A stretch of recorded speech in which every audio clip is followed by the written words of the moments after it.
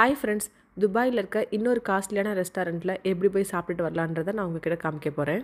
இதுக்கு முன்னாடி புருஜில் அல் அரபில் போயிட்டு எப்படி காஃபி குடிச்சிட்டு வரலாம் அஃபர்டபுளாக அப்படின்றத நான் உங்களுக்கு இதுக்கு முன்னாடி ஒரு வீடியோ போட்டிருக்கேன். பார்க்காதவங்க அதை போய் செக் அவுட் பண்ணி பாருங்கள். துபாய் மண்ணை மிதிச்சிட்டேன், துபாய் காற்றை சுவாசிச்சிட்டேன் அப்படின்ற மாதிரி நாங்கள் துபாயிலே இருந்தாலும் இந்த மாதிரி ஹோட்டல்ஸ்க்கெலாம் போகிறதில்ல. ஆனால் வெளியூரில் இருக்கவங்களாம் நினச்சிக்கிறாங்க இவங்க பயங்கர ஷேக்காக இருப்பாங்கன்னு சொல்லிட்டு.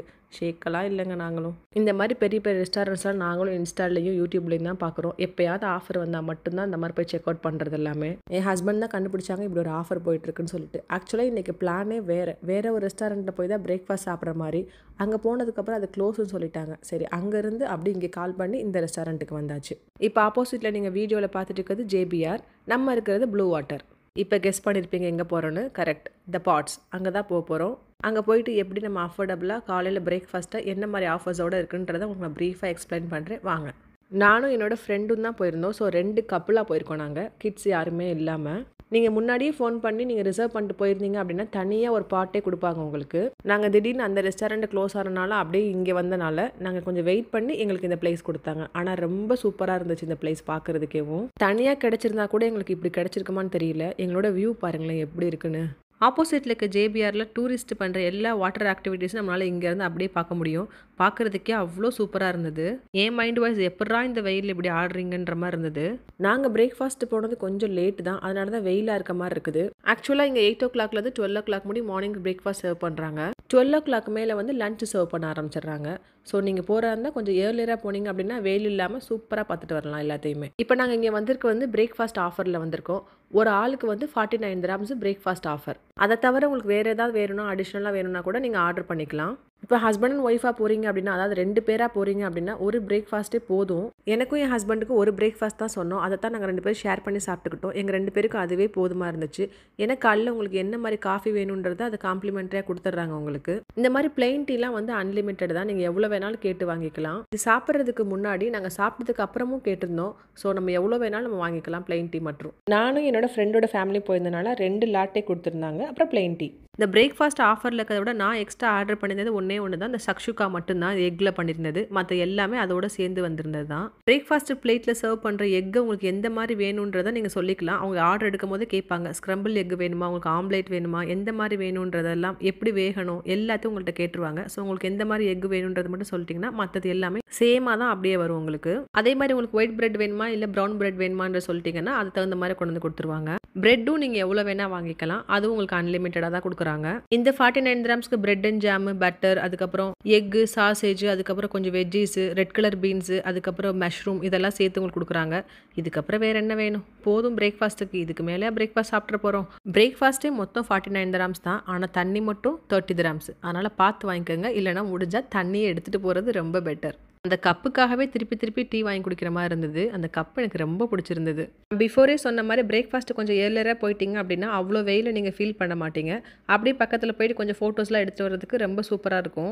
இந்த வீடியோ பார்க்குறவங்க நிறைய பேர் நினைப்பாங்க, இன்னுமா இந்த ரெஸ்டாரண்ட்லாம் நீங்கள் போனதில்லைன்னு. அட சத்தியமாக போனதில்லைப்பா, நாங்களே ஆஃபருக்காக தான் வெயிட் பண்ணி போவோம். துபாயில் இருக்க முக்கால்வாசி பேர் எங்கேயும் போயிருக்க மாட்டோம். சும்மா படிக்க வைப்போம் பிள்ளைங்கள, வேலைக்கு போவோம், வருவோம், வீக்கெண்டுக்கான சமைச்சு சாப்பிடுவோம், அவ்வளோதான் எங்களோட லைஃப் ஸ்டைலும். ஜஸ்ட் இந்த மாதிரி ஆஃபர்ஸ்லாம் வந்துருச்சு அப்படின்னா நாமளும் துபாயில் இருக்கோம், இந்த மாதிரி இடத்துல பார்க்குறதே இல்லையே அப்படி சொல்லிட்டு தான் கிளம்புறது நாங்களும். உங்களுக்கு பிரேக்ஃபாஸ்ட் வேணா சூட் ஆகாது அப்படின்னு நினச்சிங்கன்னா லஞ்ச் ட்ரை பண்ணுங்கள். லஞ்ச் 99 dirhams, கண்டிப்பாக 2 பேர் தாராளமாக சாப்பிட்டுட்டு வரலாம்.